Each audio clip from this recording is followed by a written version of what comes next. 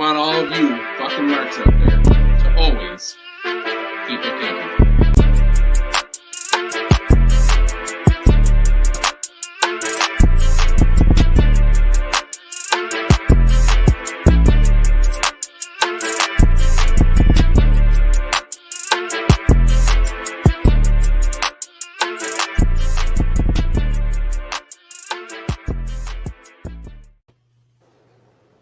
What is up, all you fucking marks? Welcome to episode 9. I got the number right this week, Nick. 9. Freebird rules. 9. 9. We've done 9 episodes already. My camera's completely off right now. I see you. Yeah. No, I know you see me, but it's not where I want it to be. It's incorrect. I see what you're saying. Yeah, it's gonna annoy me. Why don't you fellas talk for a minute? I'm gonna fix this real quick. Sure. We're fucking professionals here, okay? We are, man. I'm gonna grab something out the fridge real quick because there's some shit up in here. Give me Yeah, Nick, you just entertained. I'm gonna me, talk okay? by myself. Yeah, that's fine. So this is Freebird Rules. We are live every Sunday at 6 p.m. We're not really a wrestling podcast, you know. We talk about a lot about wrestling. Like today, we'll have like half wrestling. You know, they're gonna talk about Love Is Blind, which I don't watch.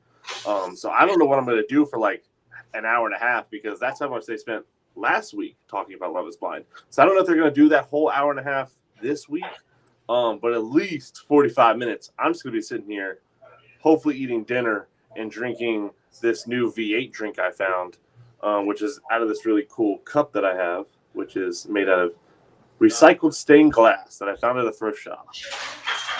So that's what I'm doing today. Well, that was fucking riveting, Nick.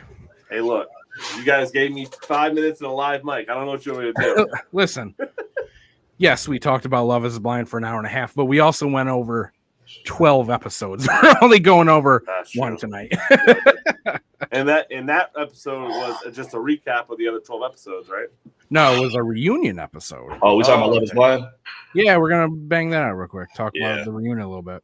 Yeah. Anything you want to say about that specifically there, Con? Man, So you already know the one thing that I'm going to talk about. I think it's the same thing I want to talk about. This motherfucker Trevor let us down. Man. Let's just say it. That was crazy. Trevor, you kind of hurt my feelings. I'm not even going to lie to you. Man. I feel like we were in a relationship, Trevor, and then you dumped me. That's how I feel. What did you do? So hold on. So Trevor, may I have? Go for it. So Trevor was on early into the show.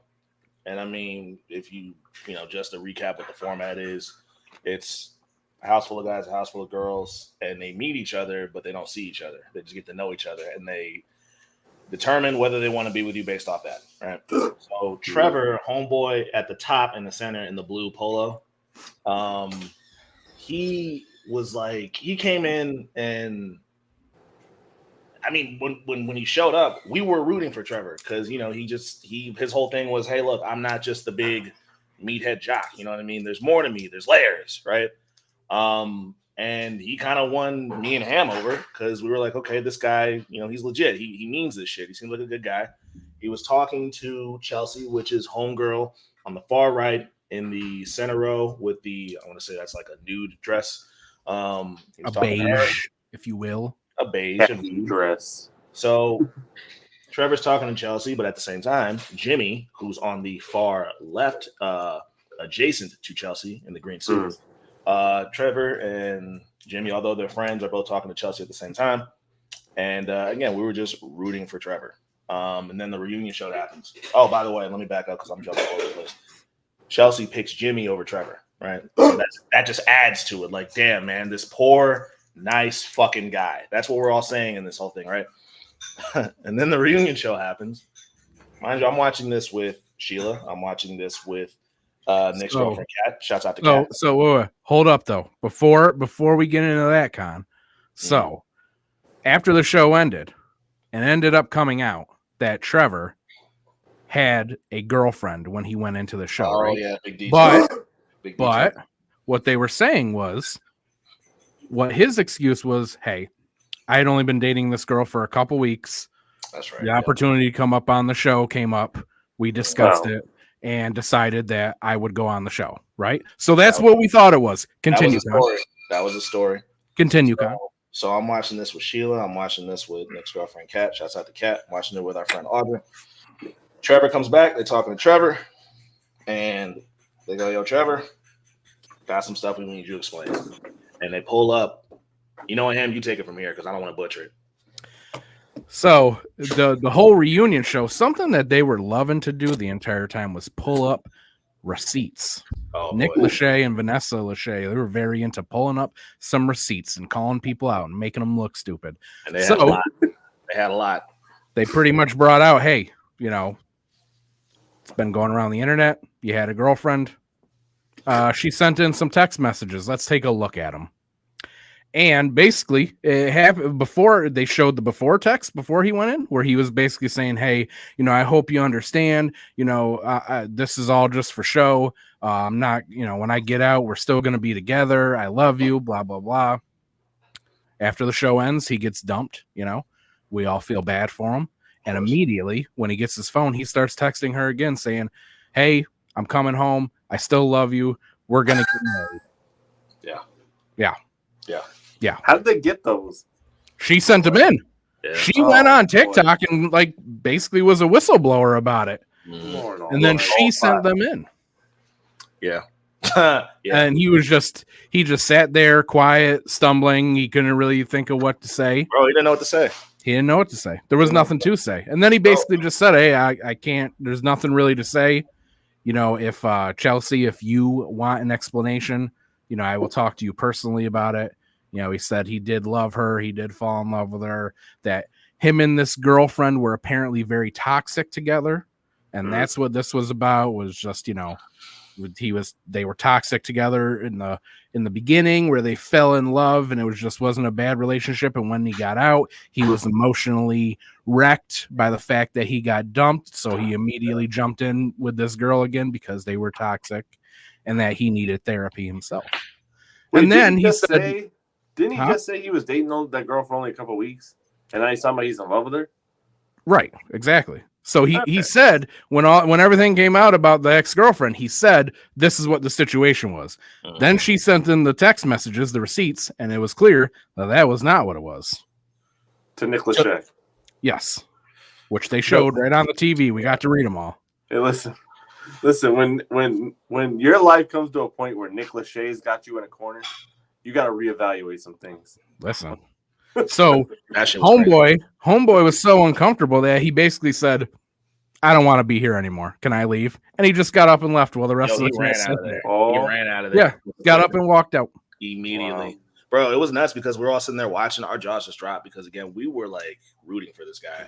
And then to just see all that, like, even his face, bro, he knew he had been caught. Like, there was no room for him to lie. Even when he tried, it was like, bro, like, it was just falling apart right in front of the TV screen. So it was just kind of nuts to see that. And then for him to, because he was already like, yeah, I want to get out of here. And like the first opportunity they gave him to leave, he dipped the fuck out, bro. He was not I had to take down my Justice for Trevor TikTok video. Yo, I had to take it down. He made me look stupid. Because as a whole, we all rock with Trevor. You could see like the camera was getting like shots of the crowd, and like you could see all the dudes were just shaking their heads like, bro, you let us down. Everybody was just disappointed in him. Oh man, it was fucked up. So disappointed. You know who else I was disappointed in, Con? Who? She really went out with this serial killer after the show. Oh, AD. Wild. Then they showed the receipts for that. They showed the videos for that. He was clearly saying the same thing to both of them. Yeah. And she still went out on a date with this guy after the show was over. Still went, man. Crazy. I ain't gonna lie, man. Maybe she was hurt off the play shit. Maybe she just needed to feel something. People do that shit. I was surprised that she said that she went out with him afterwards. I was very surprised. I did love that Johnny and Amy finally got called out about condoms. I'm glad, right? Because they said that immediately. They were like, let's just get right to it. What the fuck is wrong with condoms? What's with the condoms? Do you not know condoms exist? Right to it. I want to know what because they didn't give a straight answer. She basically said, I'm not on birth control. He doesn't have a vasectomy, but we figured it out. Okay. That's all they said. Like, what does that mean? What the fuck does that mean? What does that mean? There's only a couple things to do. Right. But they're happy. Good for them. Yep. Love wins. A lot of uncomfortable parts of this show, though. Jeremy and Laura and Sarah Ann, very uncomfortable. That was nasty. That was nasty, bruh. That was so nasty. And then, of course. And then, hold on. And then to hear Jeremy say, because who blew up their spot? Somebody was like, y'all done, like, got together and broken up twice, right? It was Chelsea. Yeah, Chelsea was bro. like, every time I see Jeremy, he tells me that they're broken up. Yeah, bro. So it's like, damn, bro. So you ended that shit with Laura, and now you with somebody you don't even. It sounds like you don't even really like. And then Jessica called Jimmy out too. Oh, yeah. Oh. He had that. That was a long time coming, though. That was a long time coming. And then, like you said, that show had receipts. That shit where he said it was 10 minutes in and she walked out, and then it showed it was 2 hours. Yeah. Oh yeah. That's one thing about Jimmy that I noticed is when he gets caught in a lie, you could like see in his eyes his brain start to malfunction because like he just can't come up with something past that. You know, there's part of me though that goes, you know, was he lying? And what I mean by that is if you're like in the middle of something extremely emotional like that, where like you don't have your phone or a clock or anything like that, it might fucking feel like 10 minutes. 2 hours might feel like 10 minutes and vice versa, you know? I'm with you. That's true too. Totally with you on that. Oh yeah. I don't know. Clay. I loved seeing Clay though, because he was like, yeah, I fucked up. He took accountability. Like that's he really took, he was the only one that sounded like he like learned something after all that shit. So I had to reevaluate. It was like, do we not? Because at first I was like, we don't fuck with Clay, but then it's like, we fuck with Clay. I'm just mad at him right now. Yeah, that's what I kept saying. Like, I don't think that Clay is a bad guy, and I do think that he wants to change. He doesn't want to be that guy. He doesn't want to be like his father. Yeah. But like most men who, you know, are raised on toxic masculinity and with poor, male role models, it's not that easy to just break out of that. Nah. So, yeah, he was just, it looked like he was having a little bit of a mental warfare within himself, and he figured it out. You know what I mean? I think AD would go for him again. She said no, but the way she looked, I was like, I don't know. Yeah, exactly. I was like, I think you might, though. I think you might. All in all, what a fucking season of trash TV. Chef's kiss. You pulled Con in. He didn't want to be in. I hate reality TV. That's the best McDonald's I've ever had. The best McDonald's I ever had.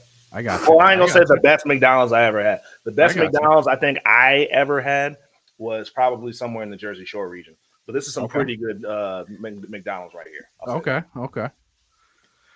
Nick, what do you think about the whole thing? You don't give a fuck. Yeah, I'm glad. What does Kat think about the whole thing?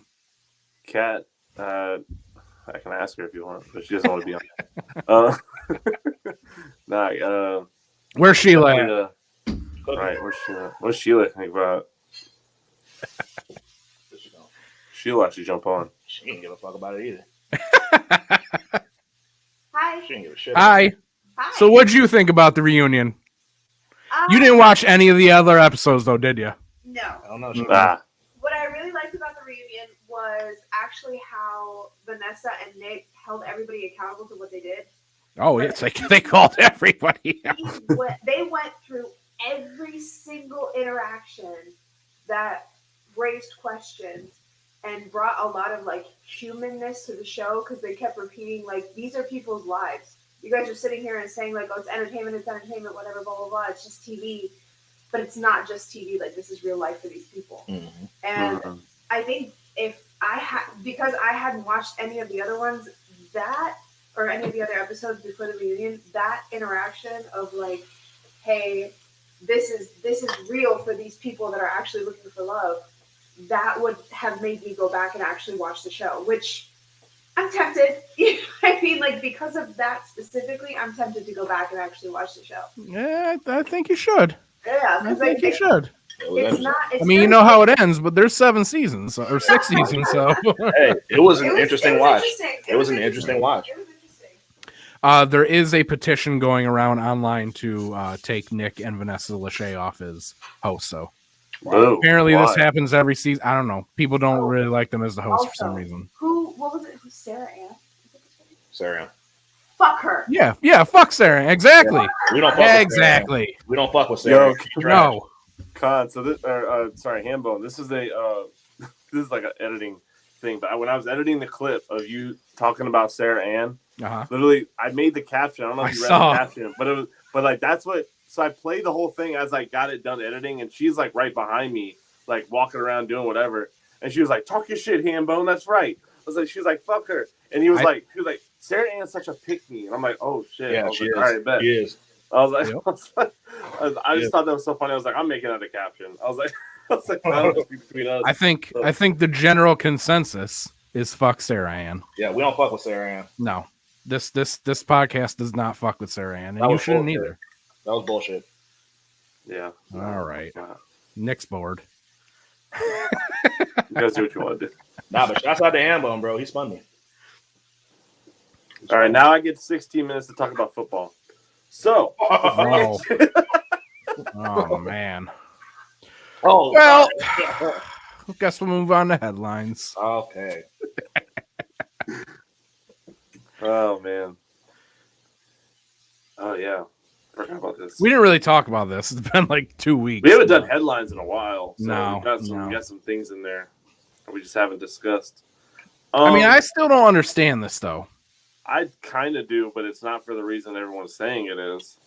I genuinely think he got suspended for Monet reasons.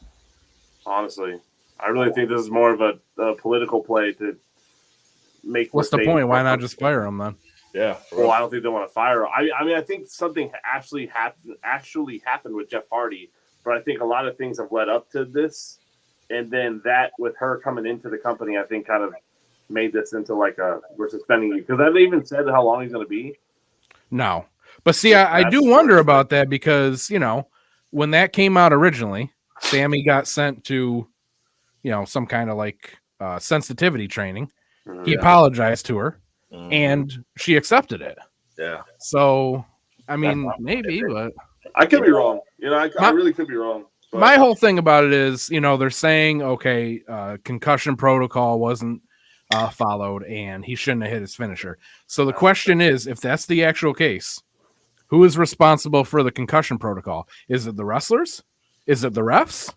Did Sammy just pick him up and go, fuck this, I'm not listening to any signs or signals from the ref, I'm going to do it anyway? Okay, if that's the case, yeah, suspend the guy. But if you're saying, hey, you should have known, and the ref didn't even try to stop him, it's just like, no, dude. So here's where I'm at with it, because there's a clip that no one really talks about the aftermath of that match. It's a clip. I thought it was kayfabe, but after that match with Jeff, there's like this weird interaction with Sammy and the Hardys, and like Matt and Jeff both flick Sammy off, like they both give him the finger, right? I thought it was just part of storyline purposes, but then I think something else happened. It might have been because I think it was around the time that the rumors that he hurt Jeff started to pop up. It was like that, and then that clip came out at the same time. And then this headline dropped. So when I see that headline, I'm thinking what Hambone just said, I'm thinking where it's like, yeah, Sammy kind of almost went into business for himself, because if he got suspended for injuring Jeff, and I'm making the connection between that video of them clearly upset with him, then I'm under the impression that Matt and or Jeff went and said something and was like, do something about this motherfucker. That's what I'm under. Yeah. Just based off of everything that I've seen with this. I don't think it has anything to do with Mercedes at all, because like Ham said, I remember when they said Sammy to sensitivity training, I think they even suspended him as well. Did. Yeah. So it just feels so unprovoked. Like, oh, she's coming, so we got to suspend. That's like, if that's what they did, that's fucking bullshit. Because like, yeah, like keep them, because she ain't moving that needle anyway. Oh boy. But yeah, We'll get to that though. we'll get to that. But yeah, like I'm under the impression that Sammy went into business for himself, and that small clip of him and the Hardys after the match confirms it for me. Yeah, I mean, just at face. I mean, obviously, like taking the Monet like conspiracy thing out. It's more of a conspiracy theory than anything. But I feel like he's done a lot of shit that's got him suspended. And I know there's some things that like were out of his control that's got him suspended and things like that. I mean, this like, is the third time he's been suspended by AEW. Yeah, he seems to just always be around some bullshit. Yeah, so I mean, like, you know, Punk got fired for doing that type of shit. I mean, you know, it's essentially. I mean, we're still not really sure what happened with Punk to really get him fired. But I mean, Punk was also in all sorts of. He was the center of attention for bad attention, essentially. And I feel like Sammy's kind of in the same boat now, and I'm not really sure what the deal is here. And I haven't seen enough to say that he's gone into business for himself with this. I mean, yeah, that's how I feel about it too. I can understand the reaction, like from Jeff and Matt to be like "fuck you" and shit like that, but like I don't know. I don't see enough from that move, and also like with the whole like concussion protocol thing, I don't think that's on Sammy or any athlete in the ring at all. Right, that's right. supposed to be on a ref or some type of person or a watching doctor. the match. Yeah. Like, hey, look, we just saw Jeff get smacked. Send someone out there and fucking check on him. That's what they're supposed to be doing anyway. I mean, that's their whole job. So that's what they've done in every other situation where somebody has gotten a concussion. But Yeah, for so whatever I'm reason, not talking that about the happened protocol because like the protocol's still not clear on me, so I'm not talking about that. I'm just seeing the Hardys do that. Mhm. There had to have been a previous conversation where there was obviously a miscommunication. right. That's it just makes sense to me. That's the most logical shit. And again, that's not the first time Sammy's done that because Again, Sammy yeah, did that that's with Eddie. not the first time that. Well, I don't know. I'll say that's not the first time that Sammy has created friction with other wrestlers. That's exactly. You know what I mean? Yeah. So that's what I'm gathering based off that too, just history and shit. But you know, Yeah. all we can do is speculate. But if Right. anyone asks me, there was a conversation that they had previous, and Sammy said, "Fuck it, I'm going for myself." That's my theory. You know what I mean? If I'm wrong, I'm wrong. I'm cool with that. Which would be weird too because I think Matt and Jeff are leaving. Yeah, well, that's what the other thing I was going to say is that Matt said that his contract is up this month, and it does not sound like they're re-signing to me. Jeff is probably going to be kept there because he was gone for so long. His contract was supposed to end at the same time as Matt's. They had worked something out, but yeah, I heard a rumor that Matt's trying to get. I heard a rumor that Matt's trying to get him out of there, though. Me too. I heard the same thing. It could happen. Yeah. I mean, I also heard that they're trying to come to WrestleMania. So I was going to say, if that's the case, go retire because y'all are washed. Yeah, it's over. Please, I'm sorry. Please. It's a wrap, bro. Yeah, no, I'm with you. Con, what are you eating?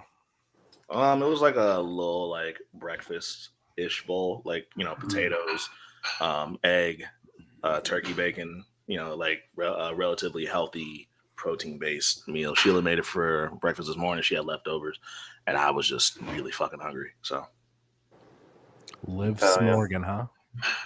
Liv Smorgan. Con won't join in on us. He won't do it, bro. Nah. One day. He's done.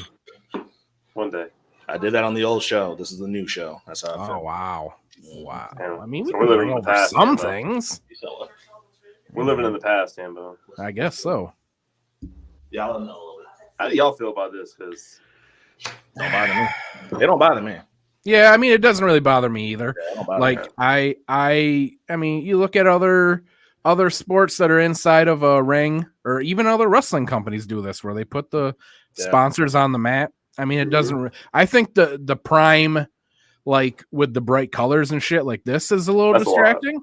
I think if they just made it like a dark blue, the outline, then I'd be like, all right, that's fine. This is a little bit distracting how big it is. It's an eyesore. If they made it like just like a little bit smaller or changed up the color where like it's just not stands out as much. But like other than that, like, and not even to sound dismissive, because I saw immediate backlash on this. I'm not even being dismissive when I say like I genuinely don't see why this would bother somebody. Like I'm not jumping for joy at it.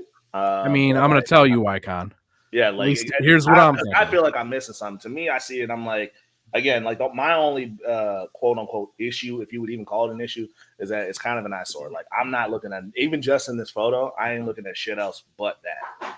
Mhm. If I was to guess, I would say that most of the people who are complaining are just straight up WWE fans. Yeah. And by saying that, I mean they've never seen this in every other sport that does this inside of a ring, or they've never watched another wrestling company that does this. They've never seen like NJPW that have all the sponsors all over the ring. So this is just a new thing to a lot of people. And as we know, people don't really enjoy change.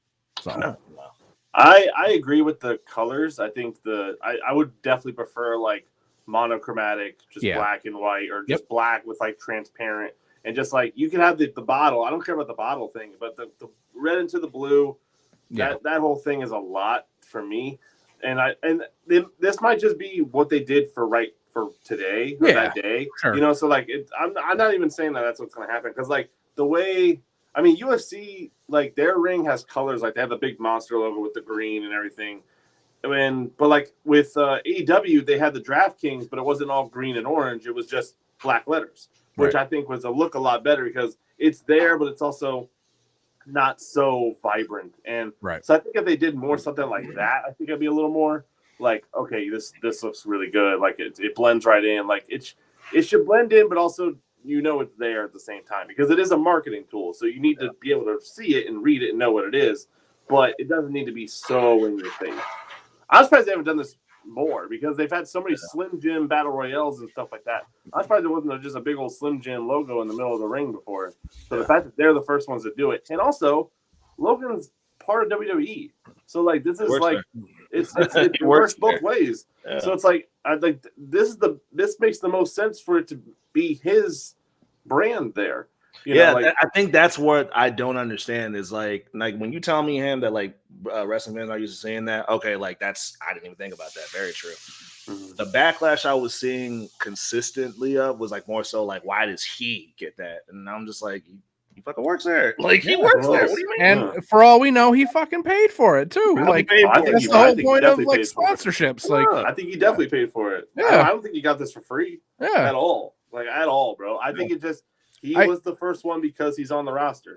Right. And I'm sure that because before this happened, the couple weeks before that, there were rumors that TKO had said that they were considering the possibility of putting the advertisers and sponsors logos on the ring. And I'm sure that this was them going, hey, we have a guy who works here who happens to have a product. Why not maybe give him a little discounted deal? We'll put it in the middle. We'll see how it works. We'll test it out with Prime since Logan Paul works here. If it works, it works. If it doesn't, we won't do it. Yeah. But I could see that happening too, seeing as they're the only one so far. Maybe this is just, let's give it a test run because this guy works here. Yeah.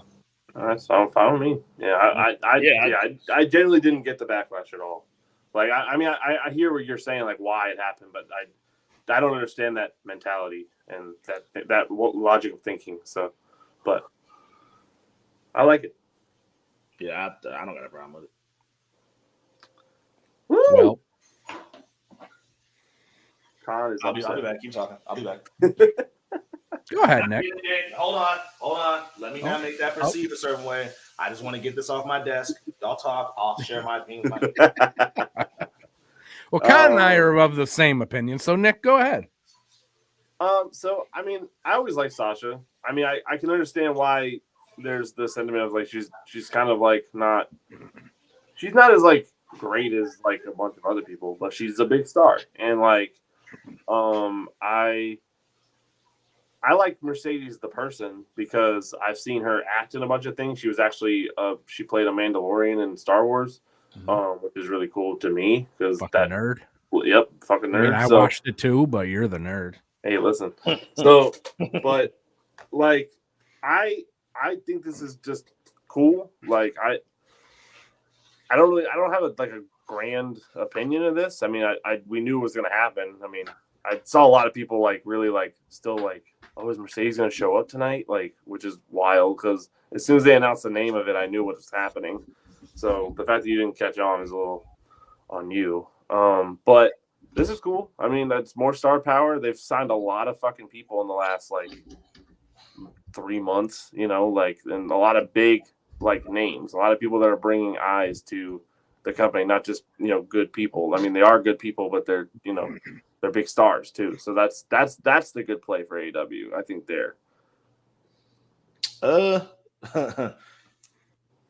So, I mean, I think I don't know if it's I'm personally not a Mercedes Moné fan. I don't see what everyone else sees when she shows up wrestling wise. Like but I'm able to understand that this is like a big deal. This is a big sign. You know what I mean? And I'm also giving grace in the sense of there's wrestlers there's wrestlers that I may not have been a fan of in WWE that I became fans of when they went somewhere else. I mean, Nick's a perfect example. He wasn't a fan of FTR in WWE, and they got to AEW, and he's an FTR guy now. Yeah. So I'm hoping that effect takes place on me with her. Hopefully, I enjoy this version of her in AEW. I don't want to shit on her. Like, I just think that's just lame just to shit on her. And the girl hasn't even cooked yet. So I'm interested to see where this goes. I'm interested to see what they have for her. I will say there was one thing I saw online, and I know Hambone, there's another conversation that you and I and Nick have already had about this that we're going to get into. But to defend her, not with that, but something that I just saw online was I saw a clip of her talking about she basically, I don't even remember what it was, but it's somewhere in that conversation. She said something to the effect of, I know one day I'll be back in the WWE. She said that, right? Yep. Did y'all have a problem with that? No. Like I didn't, but at the same time, I don't work there and I'm not paying her. Yeah, it didn't. Right. It didn't bug me because I too think that one day she's gonna be back. Like I just kind of expect her to be back. You know what I mean? And I just saw that blow up into she's openly saying that she's going back to WWE and she's only in AEW for the money. I saw that was a quote, and I'm like, slow down. She didn't say that. She said down the line she could see herself going back to her old job. That's all she said. And that's like I've seen that being blown up a lot. Relax, bro. So I think the thing to be said about that is two things actually. One, I mean, if that's the case, she could have went back this time because they were interested in her. So will she really go back? Because I think she proved with this that, AEW offered her more money. So that's where she went. And I think that's, literally what it came down to. And the fact that she can do outside projects where in WWE she couldn't. But the other thing. Oh, they'll definitely let her do that over there. Yeah. Do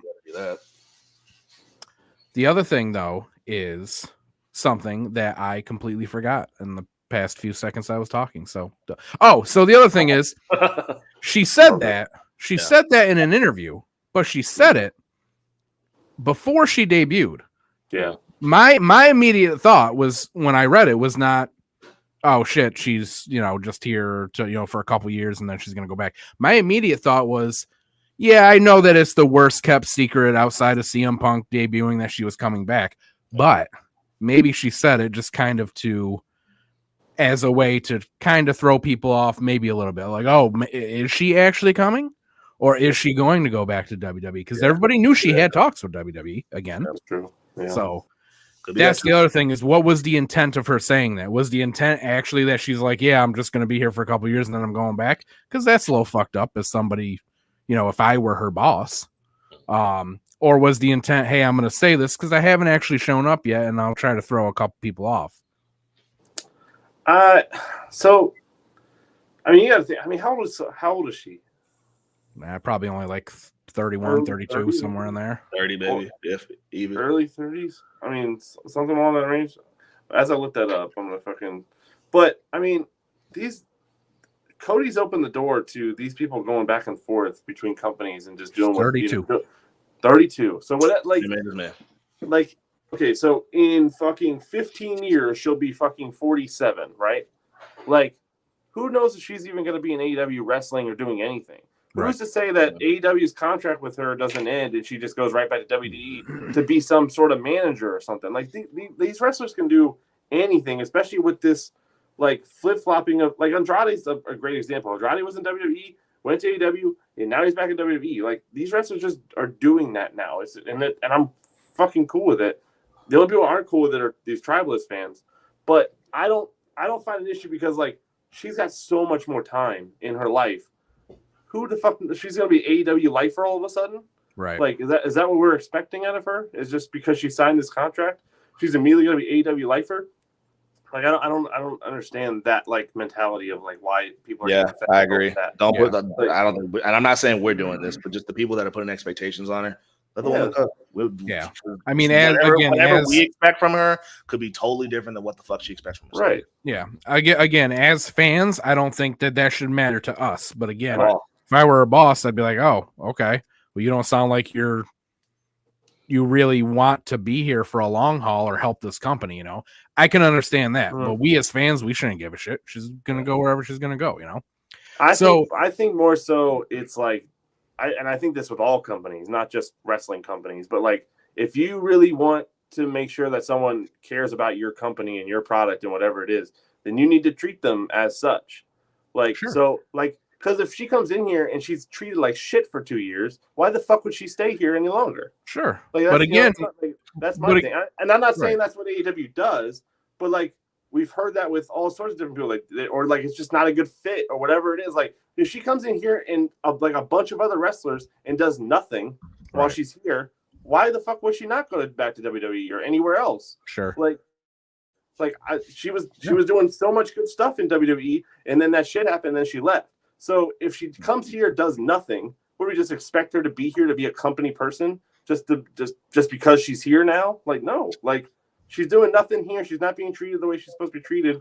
She should go where she's going to be valued. Right. So I'm not with that. So let me just give my opinion on her, and then we'll move on from her. I, like Khan, am also not a Mercedes fan. Never really have been. As far as I'm concerned, she's the worst of the 4 horsewomen. I'm not a fan of her, just anything about her, really. You know, I don't think she's that great in the ring. Her character is whatever. Her fans are really, really fucking annoying. Yeah. I think she does think she is a little bit better than she really is, for sure. But I've said this before, and I think Khan agrees with me when I say this too. I understand that wrestling is a variety show. And it's not just made for me. And I'm not going to like every wrestler on the roster, and that's okay. Because I don't like Mercedes, but I understand that a lot of people do. And I just go, hey, she's not for me. She's for somebody else, though. And that's okay. I think my biggest issue is, and, you know, when the rumors of her getting signed started, they were saying that she was signed to a $5 million per year for 5 years. $25 million, right? And I went, that's ridiculous. That's ridiculous money, right? It's now been reported that is not the case, but that it whatever the deal is, it made her the highest paid woman in wrestling, and that, you know, most of the women are looking at that as a good thing because that means that they will now have more negotiating power when it comes to money. I get that. That's all well and good. My only thing is, what is a normal salary for like a wrestler? Because I'm not really sure. Like I follow football, and these numbers are fucking insane. I mean, it really depends. It seems like on the low side, if you're like a mid-carder, if you're like a low mid-carder that's on the main shows like Raw or SmackDown, you're probably making $250 to $300K, right? Okay. And then the bigger guys, I think like Seth Rollins, Becky, they make around $1 to $2 million. Roman's making 3 to 4 somewhere in there a year, right? And then most of the women are making less than the lower mid-card guys, though. At least that's what it was reported, a couple years ago. Now I don't know. I know that Charlotte got a pretty good contract for the last time that she re-signed, that it was in the millions. Becky does now too. But most of the lower women, they're making less than probably that $300K. I got you. My only issue again is that I just think, and I said this about Okada too. So it's not just a Mercedes thing. I just think that's a lot of money to be paying for these people who aren't moving the needle. Because you can be a Mercedes fan, and that's all fine and dandy, but she's not doing anything for AEW, really. And I'm not, again, when I say moving the needle, I'm not talking about ratings, because we've had this conversation where I don't believe that ratings, I'm of the belief that ratings do not mean now what they meant 20, 30 years ago. They just don't. And even if you want to say that they do, there are other things that matter as well, such as the fact that AEW is #1 on cable every single Wednesday, the fact that they get higher ratings than anything else that's on TBS or TNT, et cetera, et cetera. Those things matter too. But to me, paying Mercedes the amount of money that she's making, and there ain't going to be any fucking extra asses and seats. It's kind of crazy. It just seems like a waste of money. And I felt that way about Okada too. So yeah, I'm not now sure, again, like, what? Not my problem, because it's not coming out of my pocket. Right. I ain't paying them, so it really doesn't matter. That's just the thing that I think of when I think about it. I mean, I'm sure, like, you know, I saw a video online that was like, you know, my daughter was a big Sasha Banks fan and hasn't really seen her in a while, and so I kept this in the dark and then showed her debut on AEW. And so, like, I think there's stuff like that going on, like, for sure. But, like, do I think it's going to, like,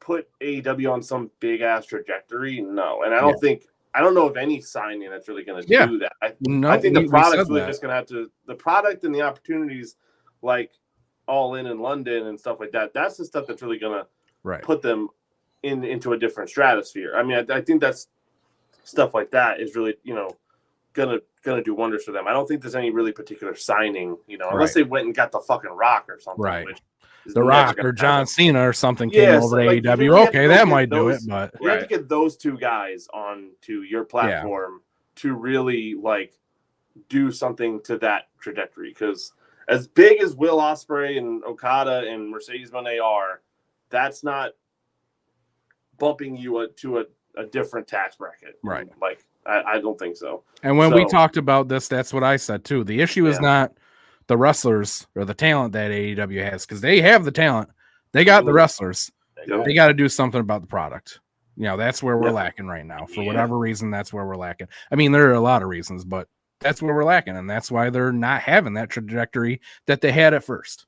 Yep. Yeah. Yeah. So. All right. But I think they're in a good place. I mean, I don't think they're. Yeah, I don't think they're. Yeah. Do I think the company's going to shut down in 5 years? No. I think they're going to be here for a long time. Yeah. And I don't think they're going to be suffered. Like, they won't succumb to any sort of buyout. Like, I think Tony Khan, like, really cares about this shit. Like, he's not going to just let fucking Nick Khan come in here and take it, like, or anybody. Yeah. I don't like, so, like, that's what really, like, matters to me is, like, are we on a sinking ship? No, we're not. Like, not even close. Like, we're on a very, like, I don't even think AEW's at their prime yet. Like, truly. I don't think so either. Like, I think we might be like 15 years from their prime, and I'm okay with that. I'm all the way down for the journey. Yep. So, like, I'm very okay with that. If I'm fucking 47, 50, sitting there like, man, I remember AEW was fucking coming up. Like, that's where I want to be in my life. Like, so, you know, whatever. But yeah, that's what I care about. You know, is the product fucking good, and is this company just not even worth looking at because it's going to be dead in a year? Like, and both of those are they're fine. They're fine in both options. Yeah. This is interesting. This is nuts. You can tell that Papa H is in charge now, man. Oh, because Vince was in charge. This shit ain't happening. This shit ain't happening. That's exactly what I said.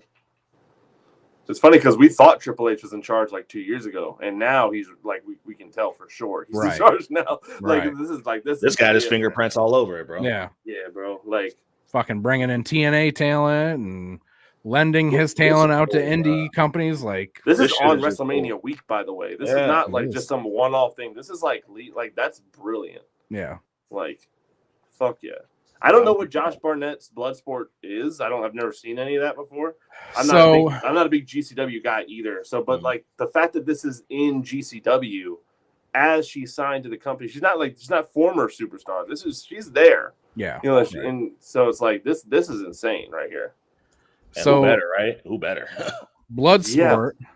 The GCW does Bloodsport with Josh Barnett every year. Josh Barnett if you don't know, he is a wrestler, but he was also a very famous UFC fighter. He is a legit, he's a legit UFC MMA fighter. So the difference between this, because I did watch one Bloodsport event, was that they kind of play it like MMA. There's a wrestling ring, but they take down the posts, the ropes, the turnbuckles. It's just the ring. Two guys or two girls get in there, and it's more like MMA kind of focused, where they just fight. Crazy. Interesting. Okay. Yeah. I personally did not enjoy it. Wouldn't buy another one. Okay. But yeah. How much was it? I don't even remember. I think it was only $15 a couple years ago. Why didn't you like it? That's not bad. It just wasn't the wrestling that I enjoy watching. You know, Gotcha. it was very, very, very stripped down. Like there wasn't many pro wrestling elements to it at all. It was like a lot of guys just doing like takedowns and going for submissions. There weren't really a lot of wrestling moves at all either. Like Not it a lot was of very, striking. very stripped down. Okay. Yeah, I used to be like, especially like in like high school, college, I was really, really big into MMA. And I remember like I would go to a couple fights with friends, with family sometimes. And I remember like, you know, the matches that you want to see a knockout, you want to see like a dog fight, you want to see shit like that. You don't want to see like 15 minutes of hugging. You don't want to see the fight being on the ground the whole time. Like those matches are so fucking boring, bro. Yeah. Like I hate those fucking matches. You just want to see a slugfest. So yeah, I totally get that. Yeah. That's cool. Ha. Listen. I just want to say, God works in mysterious ways. God works in mysterious ways, bro. Like that. Like this is like God looked the fuck out with this one right here. You know, I said that for a split second, and then I said the minute that his foot is healed up, this motherfucker's going to try to get back on that. Oh, absolutely. Oh yeah. He's already said, I guess Mount Everest has to wait until next year. Like there's nothing in his head where like he's not doing it. It just ain't happening now. Just not now. Yeah, no, I'm okay with that. Yeah. Like maybe time will just be like, you know what, I don't really want to do that, or someone will talk to him, put some sense into him or something. I don't know, bro. Because Mount Everest is fucking scary, bro. So I don't fucking like. It's different than like Mount Everest and jumping through a pane of glass from the top of a ladder is way different. It's two different things. Like it's two very different things, bro. Oh yeah. I'm personally happy you broke your foot, Darby. I'm happy you broke your foot. Don't go on Mount Everest. I'm so glad you broke your fucking foot. Sit your ass the fuck down, B. Yeah, dude. Sit the fuck down. You just fell through a table. We saw that shit. They picked out God knows how many pieces and shards of glass out your back. Sit the fuck down for a second. The minute you went through a table and said, cool, now I want to climb up the one mountain that nobody comes back alive on. You gotta sit down for a minute, bro. You gotta kind of understand his perspective though, because every time he fucking does something, he walks away with nothing. He went through a pane of glass and got 12 stitches. That's it. 12. That's like I got 12 stitches back when I was a kid from falling and scraping my fucking head. Like, you know what I mean? Like every time he does something crazy, he walks away unscathed completely. True. I'm with Nick. That's true. I'm with Nick. I'm glad you broke your fucking foot. Stay your ass home. Sit the fuck down. Find you a nice, cool, mellow hobby. Buy some. Get some Legos, bro. Get into Legos. Yeah, bro. Legos are cool. Just some cool, docile shit. And you can afford them because they're expensive as shit now. You feel me, bro? Like, just sit down. Sit the fuck down. Yeah. Like take up watercolors or, they collect anything? You got any Funko Pops sitting around? Like, what are you doing, Darby? You can play video games with us if you want. Yeah. We'll let you there's other stuff to do. We'll let you in our squad. Get in the weed. I don't think he does weed. I feel like weed's too weak for him. Nah. I feel like all drugs are too weak for him. That's true. Like he doesn't even like any drugs. Like he is straight edge though. I'm pretty sure he said that he's straight edge. Yeah, because drugs are too weak. That's why he keeps doing this crazy shit, because he's got nothing else to fucking give him that high, man. There's no drug like adrenaline. Nothing beats it. Yep. I personally have pop call on that one. Because that's so crazy. Those people are nuts, bro. Those people that say shit like that, bro. Yeah, It's nah. nothing like adrenaline, bruh. Nah. Bro, he legit gets high on life. That's like that's not He's a like real a life cliche. He real life gets fucking high on life, bro. He's an actual He daredevil. gets bro. high on possible death. That's what he gets high on. Listen, Yeah. listen. I'm Possible gonna speak it death. into Bro. That's existence. living. I'm gonna speak it into existence. They're old as shit. They don't give a fuck. They just dropped a movie not too long ago. There will be another Jackass movie, and we will see him. Oh, for And we will see sure. him. Oh, I'm for speaking sure. into existence. There will be Yeah. one more Jackass movie. We will see him in it. Is this bad? Like, so I mean, because this kind of goes with it, right? Anytime that, like, you know, I'm watching TV, I'm watching the news. Not that I watch the news. I shouldn't even say that, but you hear a story about somebody, like, you know, dying on climbing a mountain, or, you know, drowning because they swam out into the ocean, or, you know, their parachute didn't open when they were skydiving or something. In my head, I go, you know what? You just didn't need to do that. Like I know 100% that in those situations, I am never going to die from one of those situations. You know why? Never going to put myself in them. Fucking do it. I won't fucking do it.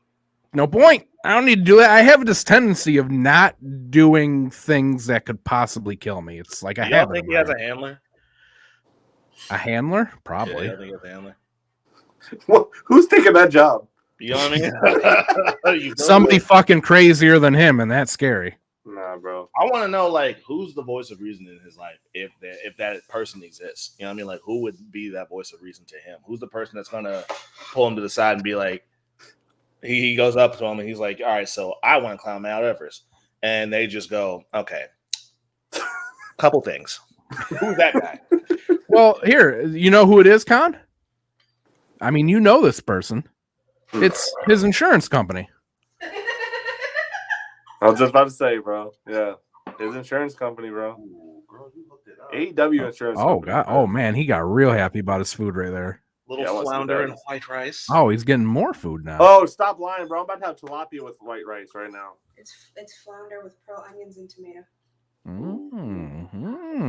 Okay. I'm about to have tilapia with white rice here in a minute. Oh boy. Fuck yeah. Mm. Man, look. I ain't gonna lie, I'm low key blown away. Mhm. she hooked it up, bro. She came in with the foil on the plate. Not the Oh, foil. oh, you had to open it and everything, like in the See it? shows. See it? Wow. Christmas. You hear me? Yeah. Wow. That's crazy. All right, so let's take a dramatic turn here. So, Nick, you suggested that we talk about this because of a conversation that we had in the group chat. So why don't you talk about it a little bit and why you think we should talk about it, how it came up, all that good stuff. Yes. As soon as I remind myself what it was, then I will.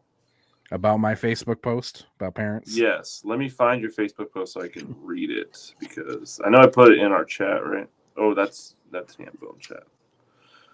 This is our chat. Where the fuck is it? Oh, wait. Where the fuck is it? Okay, it was something about what had happened with you and your parents. That's what I'm trying to Right. So I'll say it. So my mom, I'm not a I'm a pretty open person. I'm not very private or anything, so I don't care about talking about any of this. Jesus. But about 8 years ago, my mom had a stroke, and it didn't like paralyze her or anything like that, like the stuff you hear about when you hear about strokes, but it messed up her brain. She has like no short-term memory. You tell her something 5 minutes later, she has no idea you told her it. She gets confused very easily. She can't drive anymore. She can't go anywhere by herself anymore. My mom is only 59 years old, and when I go and see her, she looks about 80 now. It's basically ruined her life. Even though she's not paralyzed or anything, it's ruined her life. Mhm. And she's very depressed and all that stuff. But my parents, I grew up poor. And my parents had alcohol and drug issues, and they never recovered from those. My dad is gone now, and I would probably say, my mom hasn't had a real job in the past 20 years. She is scraped by one way or the other, right? So she has no savings, no money, no retirement, no nothing, right? And it's come to the point now where my mom has her brain has gotten so bad that I have had to start taking over a lot of things. So I've had to deal with just all kinds of shit, from her bills to, my dad dying, to the house. We were poor. We grew up in the ghetto. House is falling apart. She has no money to pay for it. There are people that live with her that aren't exactly, the greatest people in the world as far as I'm concerned. There's just a lot. And I've been dealing with it for, a year and a half, 2 years now. And I am just getting to the point where I'm sick of it. It is very, very frustrating. And what I put on Facebook, basically, because I was frustrated at the time when I wrote it, but I also think that it's something that a lot of people need to think about, because I feel like a lot of people don't think about it, not just people our age, but our parents themselves. Basically, what I said was, to my friends and everyone else my age who still have parents who are still able to take care of themselves mentally and physically, I beg you, for your sake, please have a conversation with your parents right now about what their plans are for when they are unable to take care of themselves and when they die. I can tell you from everything that I'm going through that this is the most ridiculously frustrating process I've ever had to deal with in my life. You're not going to know what you're supposed to do. You are going to have to learn it as you go. And every single thing you're told from companies and government agencies that do this kind of thing are going to be different from person to person. You're never going to get a straight, definitive answer, and you'll spend all your time and your money bouncing from person to person, company to company, all to end up at the same place at the end of the day with no answers. I shouldn't be dealing with this at my age and with as young as my mother is, but here I am. Don't take on this burden. Make your parents think about their old age and their mortality and make their own decisions and start those legal processes themselves so you don't have to. As a matter of fact, if you have kids, figure this shit out for yourself now. Yes, in your mid-30s or early 40s, figure it out. Don't be selfish and pass this burden down to your children because a good parent wouldn't. And that is basically where I am at with it right now. Because I feel like a lot of people obviously don't want to think about dying, and a lot of people don't prepare for that. And a lot of people look at their kids as, oh, well, they're just going to take care of me. They're just going to figure this out for me. And it's not fun. I can tell you that it's not fun. And I don't have children. My wife and I don't plan to ever have children. But if I were a parent going through what I'm going through right now, I can tell you that I would never do this to my kids, because it is an awful thing to just force your kids to have to figure it out for you, especially like in the state. When you get to a point where you're in a state that your kids have to think about it, they probably have no idea where to start, because it's the same with me. I have no idea where to start.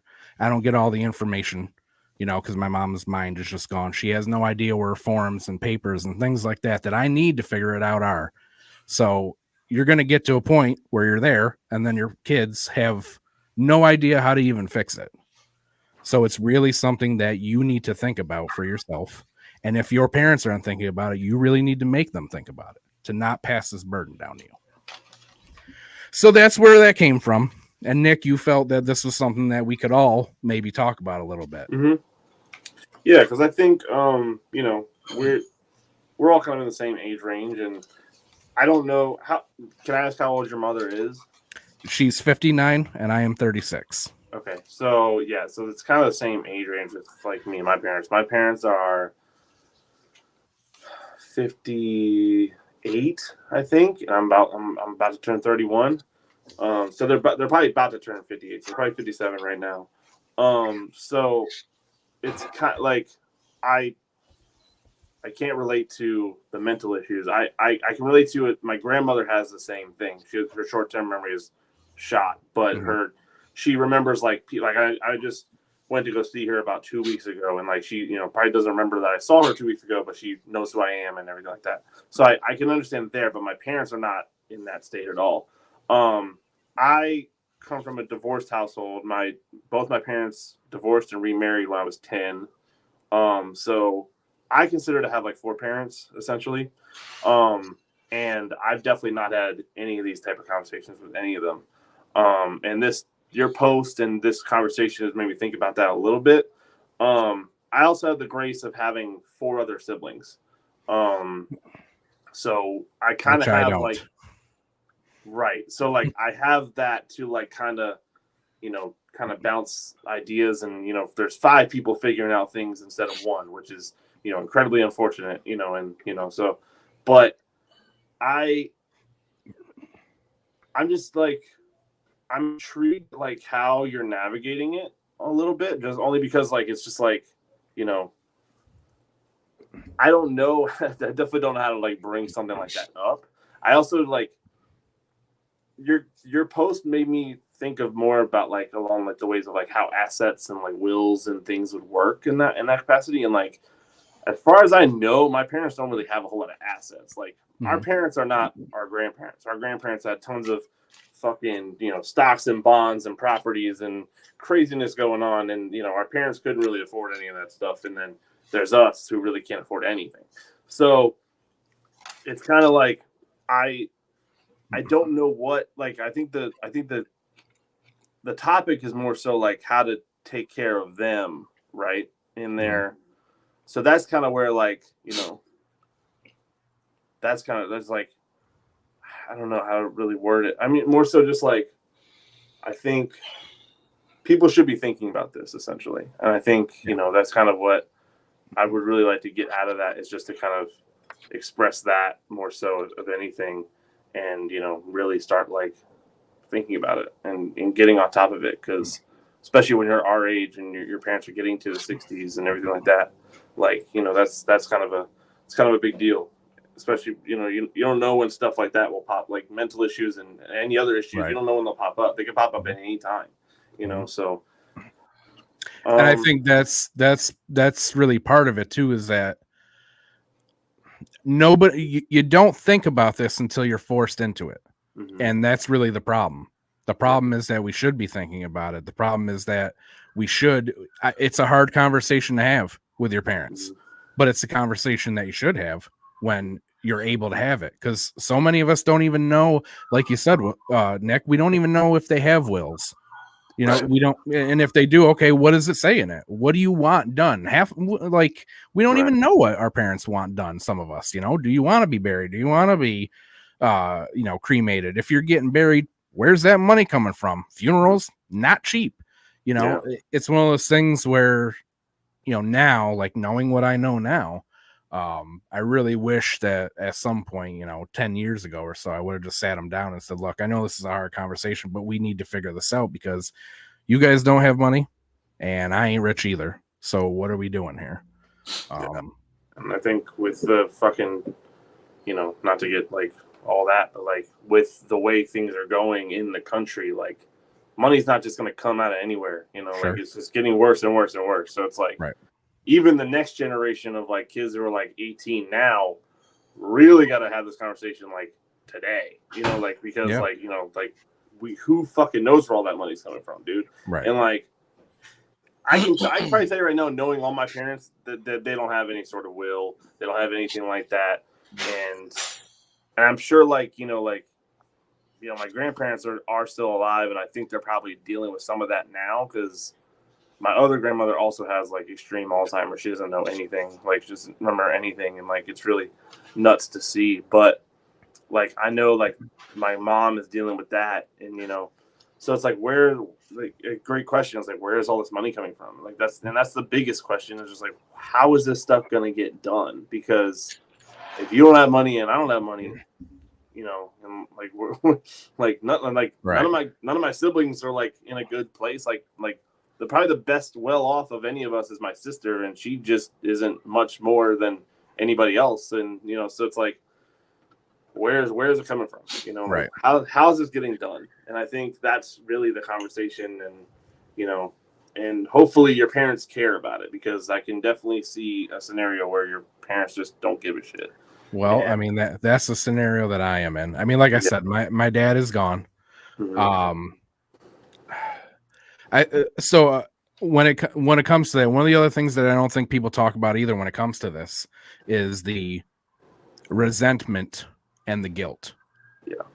When we got to this point, you know, my dad is gone, my mom is where she is, and you know, I mean, I've known for a long time my parents were never going to have money. They were never going to do anything with their lives. It is what it is. Mhm. But when you get to this point where you get put in this position, then you start to get resentful of your parents. Because I Right. think all the time, why the fuck didn't you figure this out? You know, why are you leaving this to me? Why did you just expect that you were somehow going to get taken care of? Like, Yeah. you know, I'm not rich. Like, I didn't go to college. I ain't got some, you know, amazing paying job or anything. But the assumption that, hey, my kids are just going to figure this out and take care of me. Like, I hate that shit. You know, as somebody who's child free by choice, that's something that I hate about like a lot of breeders. You know, you have this thing where, you know, one of the things that as a child free person, people say to me all the time is, well, who's going to take care of you when you're old? Well, I'm going to, because that's my responsibility. Right. Yeah. The fact that you are having children just because you want somebody to take care of you when you're old, that's pretty fucking selfish, right. to be honest with you. But then there's a lot of guilt too, you know. I tend to be a pretty logical person when it comes to this, and I go, you know, you can't take care of her. You know, you don't have the money. You know, you don't have the room. She didn't prepare for this. It is what it is, right? And I know that. Yeah. The other half of me feels guilty because I can't. Yeah. You know, and I know that I shouldn't, but you know, sometimes your logical brain, even though you know something, it doesn't matter. You're gonna feel how you feel. Well, you love your parents. Sometimes that mental conflict, conflict is like you just said, like, I know damn well I am not capable of doing this. That's real quick. It's funny here. You know, look, I'm getting a phone call right now from my mom. This is probably the fifth time that she's called me today, and it's going to be for the same questions that she's asked me all day because she's already forgotten. Yeah. I'm not going to answer it. I'll just call her after. But it's. I answer this phone 5-6 times a day. I get the same question from her. It just doesn't stick anymore. Yeah, but that so there's that mental conflict of, like you said, where it's like I know I'm not capable of being able to do this, but in some cases, you know, like with me, thankfully, knock on wood, I'm not in this situation. But you know, way to bring this up, because that's like, you're right, like that's a tough conversation. I'm 80% sure my father has a will, right? I don't really be talking about my family like that, but like I'm 80% sure he does have one. I think there might have been a brief conversation amongst me and my sister, or maybe me and my mom, where it was just like a will is present, was kind of like the brief conversation, if I'm not mistaken. Like I never really dove into it. My father is at least with me, he doesn't really open up like that. So that conversation, I don't know if I'd be able to have it with my dad, but my mom for sure. You know what I mean? Like my mom for sure would be the person I could talk to and have her plug in her ear if they haven't had that conversation yet. Because if I know my parents, like I think I know my parents, this has probably been a frequent conversation, especially like, you know, my dad has had a lot of health problems. He just had brain aneurysm surgery not too long ago. So like there's just, again, knowing what I know about my parent, there's no way that this conversation hasn't come up. But it's a conversation that, you're right, like should be had amongst the children. I have a couple of siblings. 2 of them are half siblings. So in my father's case, it would be like, okay, well, us 4 would be able to like kind of rally together and figure it out if it came down to that. But with my mom, you know, I'm her firstborn, and then my younger sisters are, you know, second and final child. So amongst us 2, it would be like, you know, less brains involved in that. In terms of just siblings. But yeah, when you say like there's like, goddamn, I don't know what it feels like. So all I can do is empathize with you, Ham, on, like you said, the resentment and the guilt that you must be feeling right now. Because like you said, as just to be just kind of just have that responsibility, just kind of just handed to you, and it almost feels like you kind of don't have a say in it. It's just like, okay. Right. Like you're forced to kind of think on your toes and just figure it out, and you're kind of like moving around in the dark about that shit. So I can only imagine what you're going through right now. Yeah. And just to prep, like, go off that too. I don't want anybody to think that we're bringing this up or that I said this on Facebook because I was looking for pity, because that's not what it is. We know you're I'm not saying that guy. it because I'm in a position where I'm going, I never thought about this before. Yeah. And I can only imagine that most people in my life have also not thought about it. Mhm. And I don't want people in my life to go through what I'm going through right now, because this sucks. It's a lot. And nobody thinks about it until they're forced to. And maybe if I say somebody will be forced to go, oh shit, maybe I should think about that. Because there's so, I mean, we obviously we can't spend a shit ton of time talking about this, because I could go on about this forever. But there's just so much that nobody thinks about when it comes to this stuff. Like one of the things that I'm battling right now, my mom has gotten to the point where she has accepted. For a long time, she fought me about, no, I can do this myself. I don't need help, blah, blah, blah, right? Got to the point where I said, you can't do that anymore. Yeah. You're not taking your medications right. I know that because I talked to your doctor. You're not paying your bills. I know that because the state's about to take your house. You're not doing the things you need to do. You don't have this, right? So now, that was probably like 2 years ago or so that we had that conversation. We're getting to a point where she's finally starting to accept that she really can't do this stuff and somebody else has to do it for her. But thing about that is, people who end up going through this, say you're not even having the same issue, but say your parents end up having Alzheimer's or things like that. Even if they can sit there and tell you, yes, I understand that I can't do this anymore and that I need help, they're still going to fight you on the fact that, hey, I still want to stay in my house. My mom has Medicaid and Medicare. She could go into paid for assisted living right now. And assisted living is not what people really think it is. I know when somebody says assisted living, a lot of people think, oh, I'm going to go, lay in a hospital bed all day with a bunch of really old people and get beaten by nurses. Well, that's not what it is. They're literally like apartment buildings. You get your own apartment with other people who are either your age or in the same boat, so you have people to be around, because that's one of my mom's things now, is that she's lonely because my dad's gone, so she kind of just lives by herself, other than these people who live with her who have like opposite schedules of her. You have nursing care, all the time, obviously, to make sure that everything's good, and that's what I want her to do, but she's fighting me on it, and I get it. Like, nobody wants to be forced out of their house, but you didn't plan for this. So you don't have a lot of options, so it's getting to a point where I am either going to take what's called guardianship of her in the home. Either I or the state is going to do it. I'm still debating whether I want to do it or not, because I've read a lot of stuff about people who end up taking on this responsibility, and it does not sound fun or easy. And it sounds like the courts, the state, still have to be involved a lot. And my thought process is, well, if that's the case, and if I don't have the power to do it, then if they still have to make the decision, then let them fucking make all the decisions. I don't need to do this to stress myself out.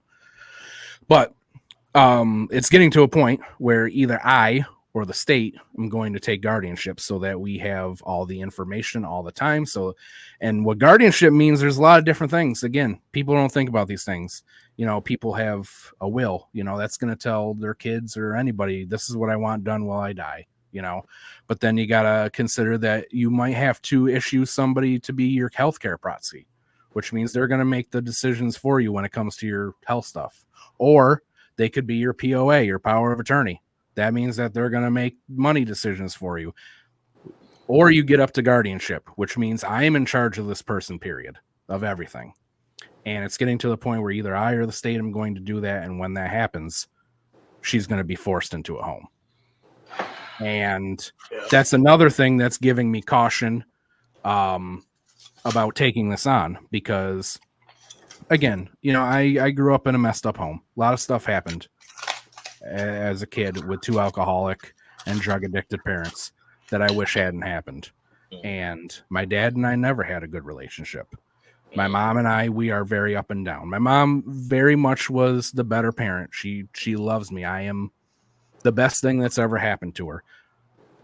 That's not to say that she was just the greatest mother in the world, because that's not the case for all the reasons that I've already kind of talked about. But for me, I go in my head, well, if I take guardianship and I force her, even though that's the right thing to do, well, now she's going to hate me. Yeah. And even though we're not like, like this, like I'm not at my mom's house every single day or something. And even though in my head I can go, well, we don't have the greatest relationship. She wasn't a great mother. I don't really want my mother to hate me either. Yeah. So even though I know it's the right thing, do I want to do that? Or would I rather just tell the state, hey, you do it? And then I don't have to be the bad guy. Because I know that if you go in there and see what's happening, you're going to do the same thing. So there's just so much of this shit that nobody thinks about. So much of this that even if somebody has thought about it, you still don't know all the shit that you're supposed to think about. It's ridiculous. It is the most ridiculous thing I have ever been through in my life, and just people need to think about it more. Yep, that's definitely what the main reason why I wanted to kind of bring it up was just like, if you're listening to this right now, and you got parents or you got kids, either one, think about this stuff and figure out a plan. Because it's you don't want to be where you're at. Like it's just not So you don't want to be where I'm at or making your children feel the way that I feel. Right. Put it that way. Exactly. Yeah, because there's trauma that comes with that. Absolutely. Yeah. There's trauma that comes with that. Yep. It's it affects me every day. I think I told my wife the other day about how, because there, I work a 40-hour a week job like most people do. We do this podcast. I do the volunteer stuff for ad-free shows on top of having to figure out the stuff with my mom. There's just all this stuff, and I told my wife, I was like, I feel like I come home and we sit down for a couple hours and watch TV together. In my head, I'm going, you're fucking lazy. You need to get up and figure out all this stuff that you haven't figured out yet. You know what I mean? Like it messes with me mentally because I'm at a point where I've never been this stressed out in my life. And yet I still don't feel like I'm doing enough to figure out everything I'm supposed to be figuring out and working on everything I feel like I'm supposed to work out. So it's just, it'll mess with you mentally. I'm telling you. So I appreciate y'all for, actually come to the agreement that like this shit needs to be brought up because this is a heavy combo. Like, like you don't feel good after having this talk because it's just like, that's the reality of it. You know what I mean? Yeah. Like, and even if it's not setting in for people like me and Nick at this moment, it's coming. My dad turned 60 next month. You know what I mean? He turned 60 next month. So, and another reason why I kind of feel, I guess like it's something that I'm not looking forward to, right? But I find a little bit of comfort in it because my dad, one thing I can say about my dad is like he's really big on making sure that like he's the type of guy who's full on aware that he's getting up there in age. So he goes, routinely to get his checkups from his doctor. You know what I mean? He does, check, get his prostate checked and shit like that. Like he texted me the other day. He sent me this funny ass like little jokey text where it was like, yo, you know what? I don't want to cut you off, Con, but you make a good point there that it's something else that I think people should say. If you're a man, go to the fucking doctor. Yeah. Stop that shit. So many men don't. And not only that, an even larger section of like African American men don't. Go to the fucking doctor. Yeah. Now Sheila's been on my ass about that right now. Where it's, she's like, yeah, you need to go to a doctor. And not that like, there's anything going on, but like for all the reasons that you know of. I went to the doctor for the first time. Like I got myself a doctor like 6-7 years ago when we first moved back here. And guess what? I had issues, Con, that I didn't know about. Well, now they're under control. You know what I mean? Well, I got to check up like last year because I had like a bit of a health scare last year. And, I got everything checked and I came back with a clean bill of health, you know what I mean? Which is great. But, this year, she's like, hey, go to a doctor because, she was dealing with a couple of health things herself at the time. She's like, you need to go to a doctor because everything you said, you could be fine, but there might be something that we don't know about. So I was like, all right, look, I need to go. And I asked her to help me find a doctor. So we're in that process right now. But, back to, my dad, he sent me this photo. It was like a joke, but he's so big on this. He's always been on me about this. But he was like, it was a photo where it was like, you can do whatever you want in your 20s, 30s, maybe even 40s. But once you reach your 50s and that check engine light comes on, and it was just like, that's the kind of comfort I find in knowing that like he's so big on that. You know what I mean? Right. Where he's just like, make sure that, everything's up to date health wise, because when you get older, like I said, he just had brain aneurysm surgery.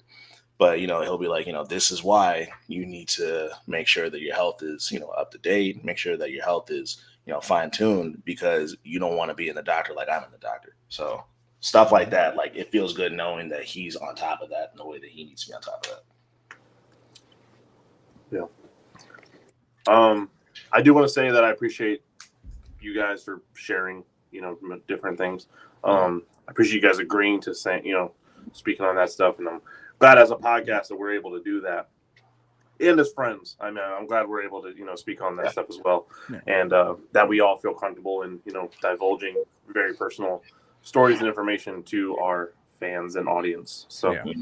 But usually, we're just here to try to be entertaining and laugh and stuff like that. But, Nick is probably right. He saw that post, and this is probably something that, does need to be talked about. Because like I said, nobody thinks about it. So, maybe every now and then you get a little bit of a downer of a segment like this, but hey, maybe you'll learn something from it or think about it a little bit more. It's a downer, but like it's necessary. Right, right. All right, well, let's move on to something funner. Nick, what are you eating? I'm eating. It was fish and rice. I did tilapia and white rice with some broccoli. Okay, sir, it's very good. Steamed broccoli. Not that I'm a broccoli fan, but what kind of broccoli? Kat, I'm not really sure what she does with this broccoli, but it's the best broccoli I've ever had. All my right, parents did not know how to make broccoli, but they season the fuck out of it. Hey, if you like it, I love it, bro. If you like it, I love it. I love it. Let's talk about this real quick. What vegetables don't we like here, brothers? Let's go. All of them. All of them? You don't like any of them, bro. All of them. I remember that. Whoa. Hold on. I ain't gonna bullshit. There's like there's a couple where I'm like, all right, ain't bad. I'll tell you the ones that I will never fuck with. Corn and peas. Let's just get what? I love corn. Fuck that shit, man. I love corn. Well, like here's the thing too. Is corn even a vegetable? And the reason that I say that is because it literally has no nutritional value. So isn't that the whole fucking point of vegetables and food in general? Yes. Why do we even eat this shit? Right. I don't know. Like I don't have a problem with it. I'll eat corn. I like corn, but what's the point? I think it's weird. It makes me uncomfortable that like when you eat corn, you're gonna see it again, if you know what I mean. I don't like that shit, bro. Here's the thing. That's weird. If you don't look in the toilet, Con, you don't see it. Oh, I admire my I don't usually look at my poop after I'm done. Fuck out of here. Oh, okay. All right. Yeah. I did hear. Speaking of poop, and then we'll get back to vegetables. Let's talk about poop while I eat. I did hear the best way to describe taking a poop today. I'd never heard it before. Somebody said that they were growing a tail. I said, that's great. I love that. I'm going to go grow a tail real quick. The people in my family, I don't want to say their names because if they ever see this, they'll be very upset that I said that. But someone very close in my family would tell me that they're about to drop their kids off in the pool. That's what they were. Yeah. Heard that one. Yeah. There's I heard one before. It was I'm sitting on a cigar right now. Never heard that one. Okay. I've never heard that one. I'm sitting on a cigar. Okay. I don't know. Ever since I've heard that, I'm just like, that's a wild way to put it. Do you get it? Because I don't get it. Man. Yeah, I get it. Like a cigar, poop. Yeah. It looks like a turd. You're sitting on one. Okay. All right. That's okay. What a 180 this podcast just took. That's the buffer. Yep. That's the buffer subject.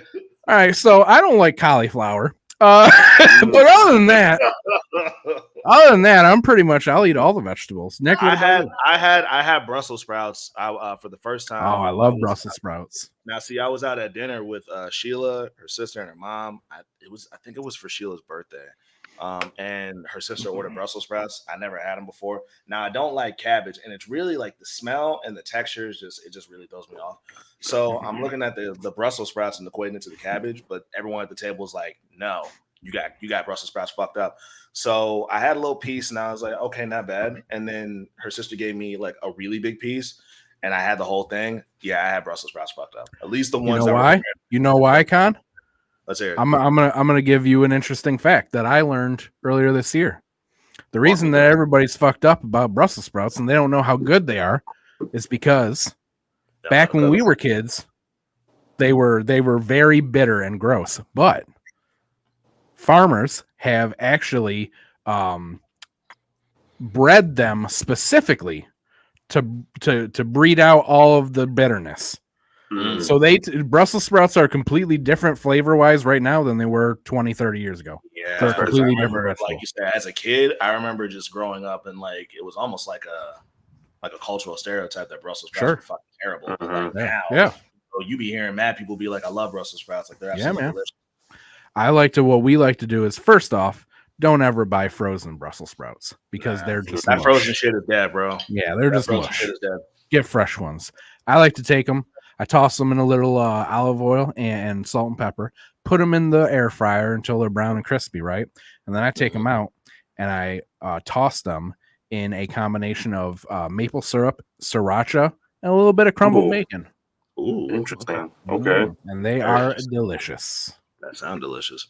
I don't remember how they prepared the ones that I had. I really don't. Balsamic vinegar, garlic, and a little olive oil and air fryer. There you go. Okay. Yeah, I like that. I like the sounds of that. Put balsamic vinegar on any vegetable though, and I'll probably eat it if I'm being honest. Now she now I will say Sheila opened my eyes to I want to say no, not asparagus. I want to say like fresh green beans, not the ones in the can. Yeah. I hated, I had a lot of canned vegetables as a kid, so that's really where it comes from. And I remember she was like telling me like actual fresh green beans are the shit. And I was just like, I don't know about that. And I had them, and I was just like, just the difference between canned and like fresh. I was like, okay, I can't sit here and say that this is gonna be like my favorite snack. This ain't gonna be my go-to, but this is such a step up from what I grew up on. So, living with Kat has really opened my eyes to the fact that like it's really how my parents made vegetables. That's what being an adult is. It's finding out how you don't hate the food. You don't hate the food. You find out the way they made it, how it was prepped for you when you didn't have a say. Yeah, so I was not a big fan of broccoli, and now when Kat makes this broccoli, it's really good. Yeah. Are you at the level where you could just eat that shit in a bowl? Because some people can do that. No, I'm not quite there. She puts it with meals, like she just did it now with like a side meals. Yeah, it's a side for me still, but like. There's certain vegetables where I still like. I have not tried Brussels sprouts in the last 10 years or anything, so I haven't really. So I would say I don't like them, but I also haven't had them since all that stuff you were just talking about. I do not like warm carrots, like cooked carrots. Okay. I do like cold carrots, like with wings and ranch and shit. I cook carrots, but like just like fresh out the fridge, not my go-to, but I'll eat it. Here's the weird thing: like I love all vegetables. Other than cauliflower, but I don't like any raw vegetables.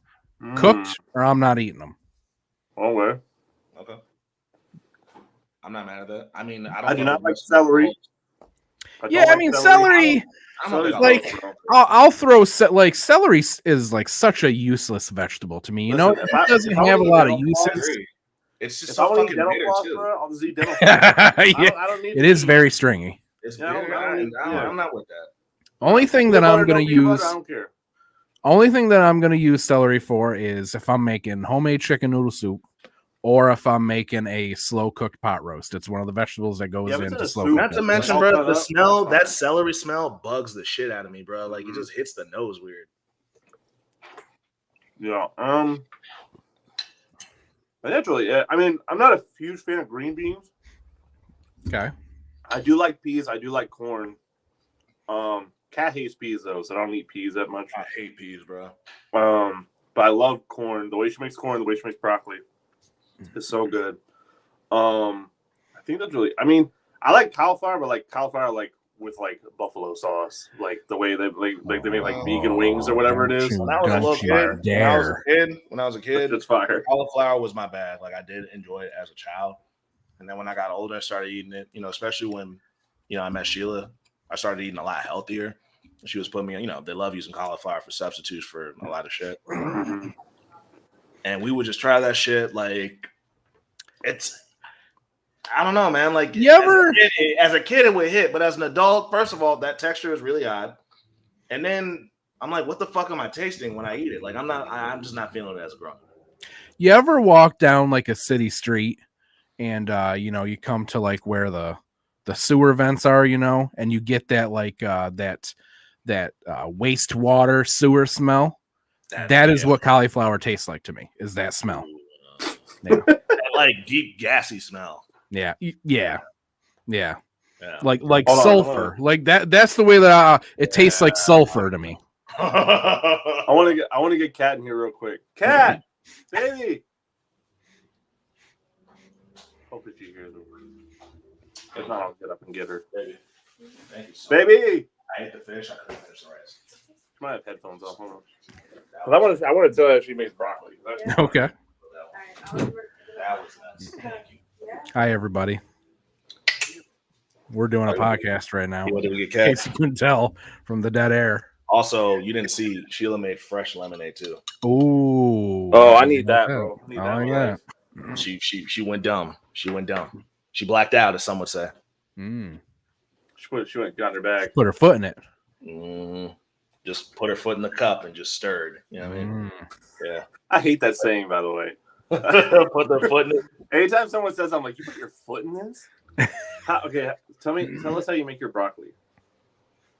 I put it in the pan, and I use avocado oil and Italian seasoning. That's it. It's fire. Okay. Your corn is the. I don't think I've ever used avocado oil. Dude, that's all we do use. It's just better in high heat. That's all we use is avocado oil. Shouts out to Kat. Yeah, bro. Yeah. Kat and Sheila are definitely like 1A and 1B in my cooking. Master chef. Yeah, bro. Okay. That's my shit, bro. Like, thank you. It was very good. Yeah, it was. Yes. No, wait. That's not it. Oh, it's not it. Okay. Oh. Give me your thoughts on the reunion, Kat. Come on. Let's go. We talked about it earlier, but let's hear it. Yeah. Oh man, I don't know. I wish they would have gone into Jimmy and Chelsea more. Yeah, they kind of let them skate on by. Yeah, well. Yeah, they skipped past that. Sarah Ann was definitely giving 2016 prom. Fuck Sarah Ann. It's fun. Fuck Sarah Ann. Did Trevor break your heart like he did mine and Cons? Yeah. Oh my god. So shocked. I was bamboozled. Yeah, we were shocked, bro. We were snuffleboard. Yeah. I've never been that emotionally hurt by a man, I think. I was disgusted by Trevor. I was disgusted by him. Yeah, no. Yeah, it was really funny. I don't think he was expecting the text to come up. Yeah, I don't think anybody. So that was hilarious.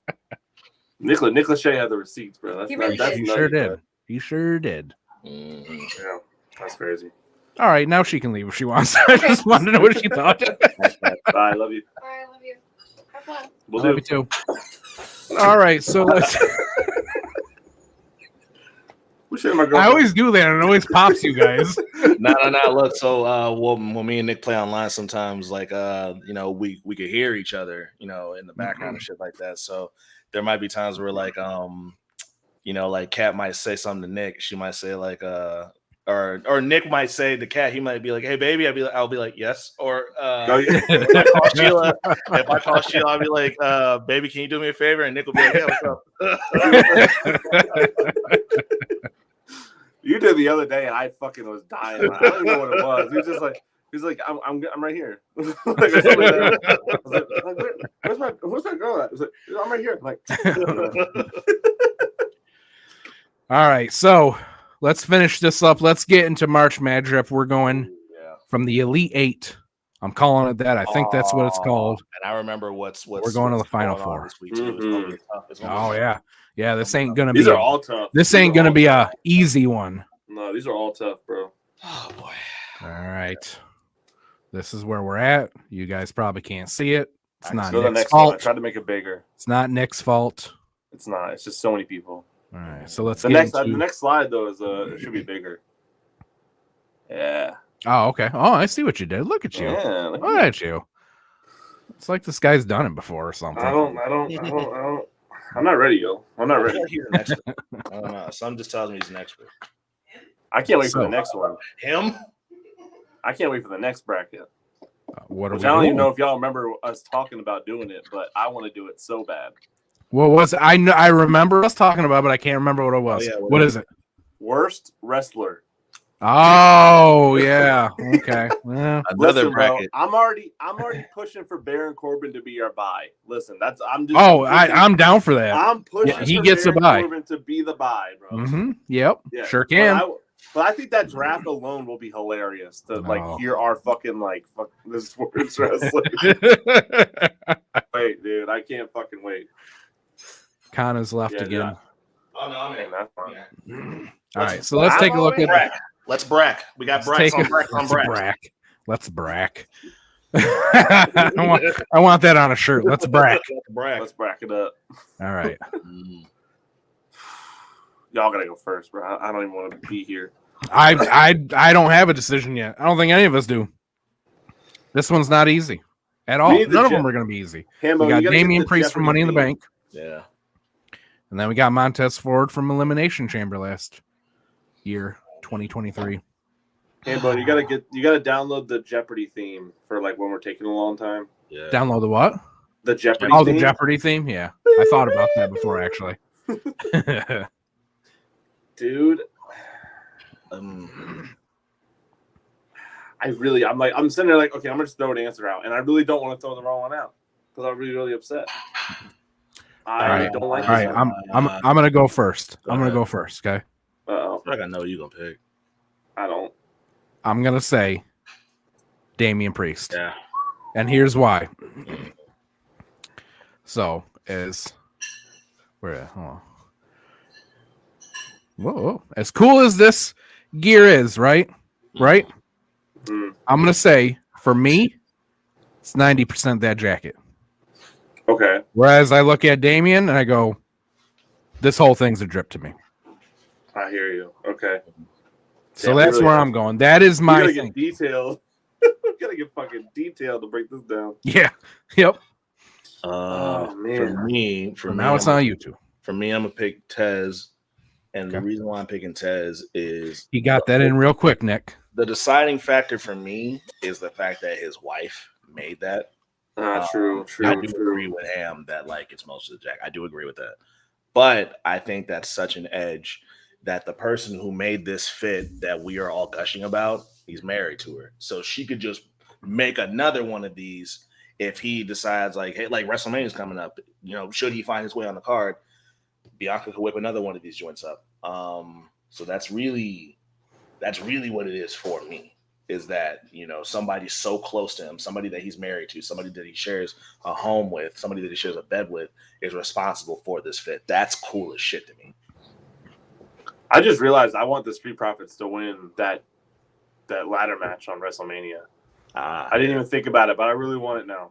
Yo, that match is gonna be crazy. That's It gonna be really crazy. is. It's bro. gonna be a crazy match to see live too. Bro, Like, I think that this is working out to be such a cool card, even though I'm still pissed about CM Punk. Like, Yeah. I'm very excited to see the matches this year, and Listen, for my first one being there for live. that ladder match, bro.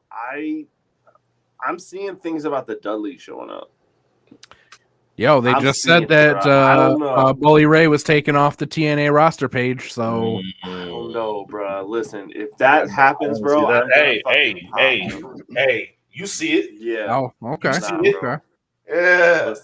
Listen. My only issue with that, all right, I'm gonna say, last year, Devon had a stroke, right? He had to have some surgeries, I didn't know right? That's true. Yeah. So last year he came back and had a match with Bully Ray at a Impact show. Mm. He did not look good. So to put him in a ladder match on the biggest Very show, I don't know about that. My thing with that is that there's gonna be like 6 people or 6 teams in the fucking match. No, Sure. Right. So Yeah. like he doesn't need to do him personally does not need to do a whole lot. Sure. I think Bully will have to do a little bit. Like he'll have to do some crazy shit, I feel like. But I feel like he can carry that segment on his own. I True. agree. I will say just a little bit.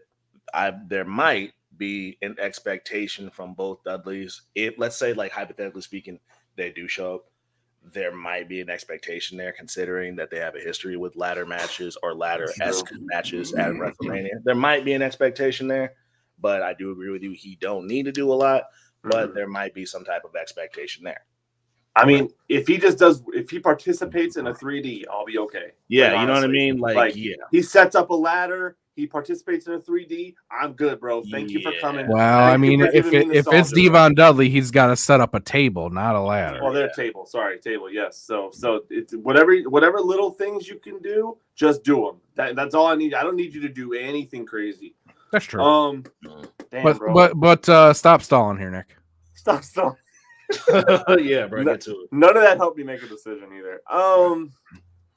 Can you show Damien again? Sure. Because I might be in slight of agreement with you, Hambone, about it's really just the jacket. I mean, I like the pants too, but it's just that jacket really is the. He could wear that jacket over anything and make it really for Montez. I mean, but this whole thing is just fire. And it's really the walkout gear for me. Yeah. For Montez. Well, I mean, again, same thing with Montez, though. You know. Yeah. I mean, we're talking about the entrance jacket. He didn't wear that during the match, you know. Because with Priest in here, like. With that off, I mean, it's the pants that kind of stand out in that case. Where in Tez, it's kind of like the reverse effect, where it's just the jacket for him. But with Priest, it's kind of just the pants. But like, you know, can you show me Tez again? Sure.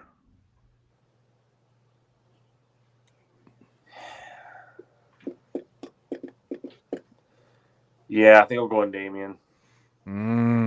I think the. You know, we really got to go to detail. I think the full outfit is just better than what Montez has on.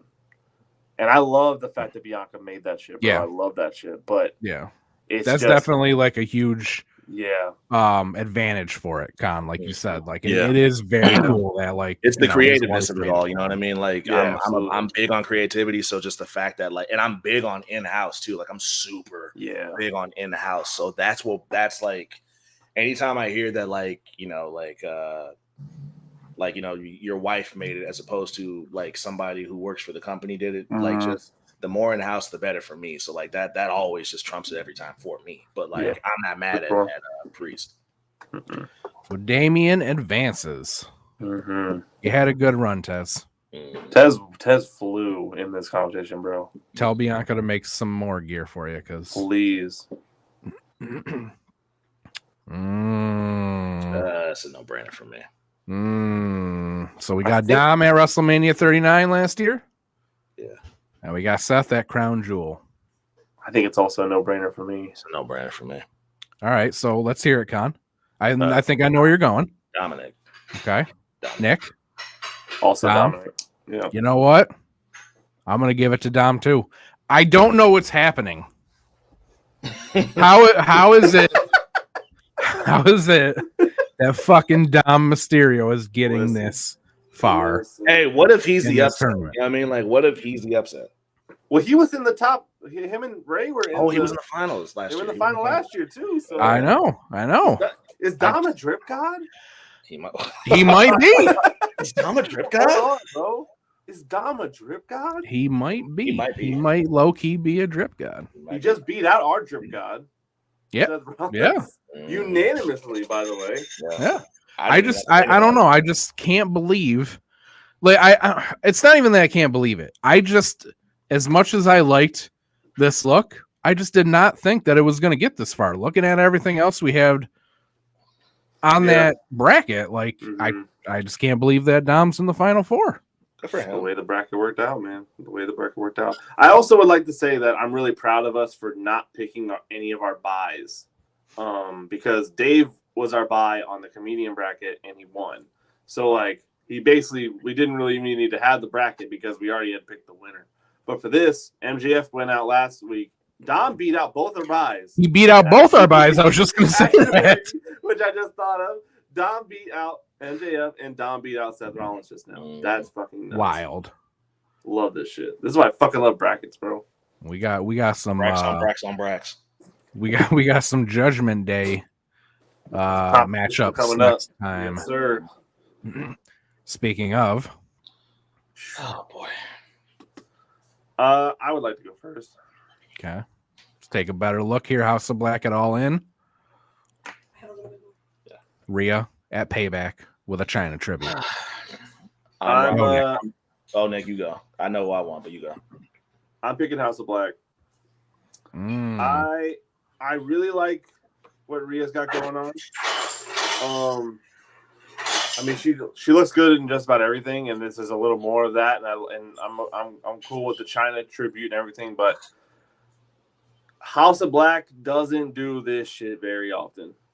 And I mean, literally, House of Black is wearing white. I mean, that's the thing there. So, I mean, with the white and gold, we always talk about it. White gears just does something, and them holding the titles as well, and yeah, and Rhea's more just, kind of just it's good. It looks really good, but it's just normal Rhea Ripley attire. It's something she wears kind of.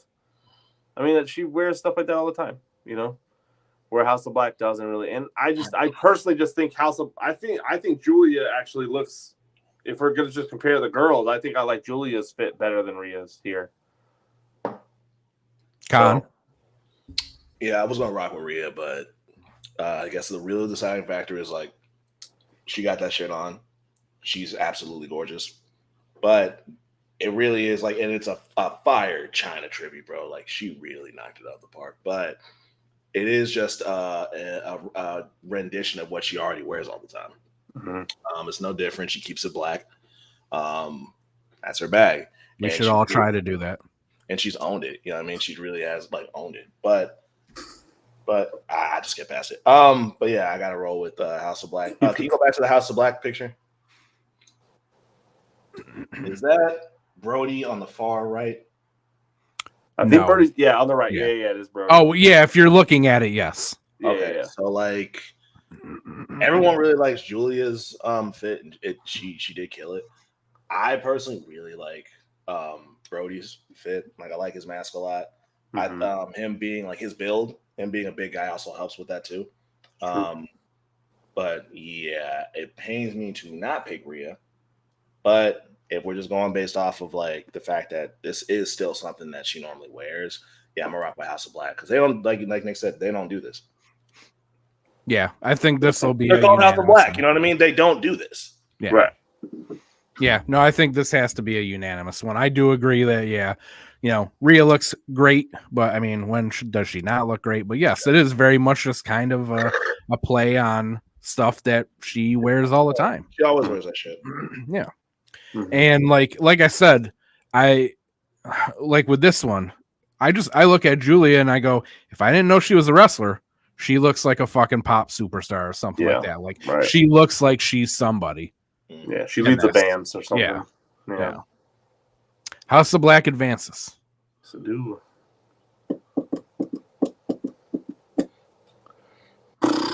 Io and Tiff. I'll go first on this one because I had my immediate reaction, and it's Io.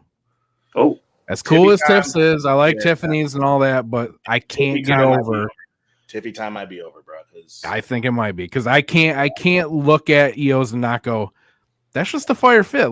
Period. If I walk by her on the street, I'm gonna say that's fucking cool right there. It's hard, bro. And do you still have that picture of her without the jacket on? Yeah. Yeah, even with the jacket on, it's still hard. It's still hard. So yeah, I'm rocking with Io as well. Damn, I think I was gonna say Tiffany. I'm not gonna lie, but I agree with what you guys are saying about it, though. I think, she definitely looks like, same way you said about Julia. I think she looks like some sort of pop star.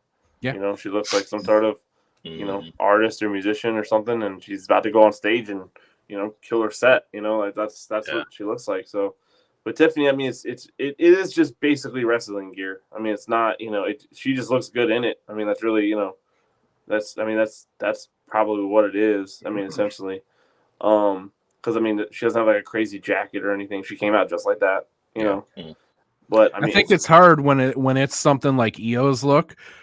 It's hard to like vote against them if it's something where you can look at and go, damn, that doesn't just look like wrestling gear. You know, when it's something that kind of transcends wrestling and you go, oh shit, I would wear that outside of wrestling. Right. Or, oh shit, they look like a huge star whether they were wrestling or not. It's real hard to vote against it. And I feel like that's what's going on here too. Exactly. Goddamn. EO advances. So read them off, Nick. Next week, final 4-2, and I think we'll just finish it up next week. Yeah, too, we'll right? finish it all out next week. So we got Damian Priest versus Dominic Mysterio. A little Judgment Day beef there. And then we got House of Black versus Io Sky. That's going to be interesting. Damian and Dom's going to be really hard. We're going to be sitting here for a minute talking about that one. Yeah. I feel like we need to spend the next week specifically thinking about our choice for that one, or else we're just going to be sitting here for 10, 15 minutes. Yeah. No, we really got to look at the slide. I'll send you guys the slides as soon as I like fix them and just be like, okay, think about it now.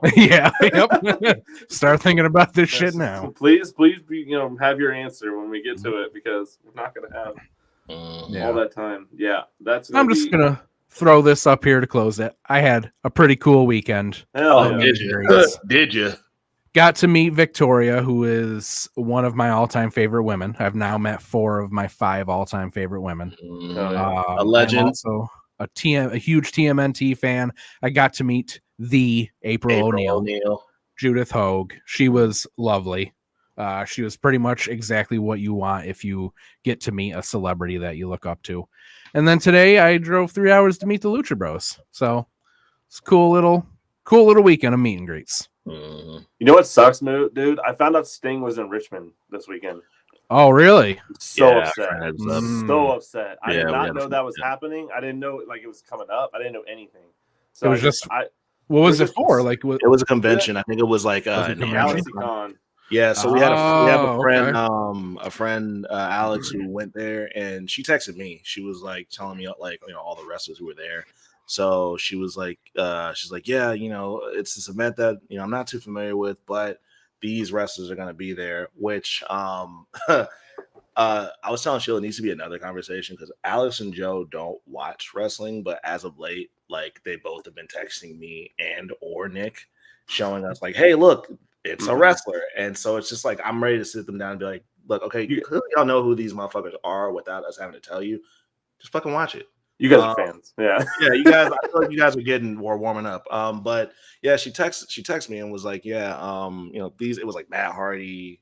I can't remember all the names, but it was like Matt Hardy, Sting, Sammy Guevara, like a couple others. And I'm like, okay, get pictures with all these guys. And she was like, well, it's $50 a pop. So I don't know if I'm gonna be able to do that. Yeah. Yeah, I always forget Galaxy Con's coming around. So I just had to think about it, and then I didn't realize. Oh, I think we lost Hambone. Oh wow, that's not good. Well, shit. Well, I think are we done? We got like 8 minutes. Oh, shit. Okay. Well, you plan on getting on Fortnite? Yeah, I'm gonna get on. I'm gonna shower first. Okay. Well, maybe we should stream it, and then people can just come join on your stream, and we can hang out more. That'd be nice. We haven't done that in a minute. I'm trying to get WWE, bro. I'm trying to get the game. Oh, bro, don't worry about it. Money is nuts, bro. Don't worry about that shit. I was hating on it at first, but the more I'm playing it, the more I'm fucking with it. You were hating on it? Why? I was getting used to like some of the changes on there, and I thought I wasn't gonna fuck with it. But now that because I played it all night. Let me see, like in between Fallout and WWE, I've been on those 2 games all weekend. So like. Yeah, like it's a great fucking game. It just took me a minute to just adjust to the changes based on the last game, but yeah, no, I'm fucking with it big time. Speaking of Fallout, you gonna watch that Fallout series that's coming out? I just watched the trailer. That's why I'm playing Fallout right now, just to have it fresh in my mind. Like, does it look good? Watch the trailer, bro.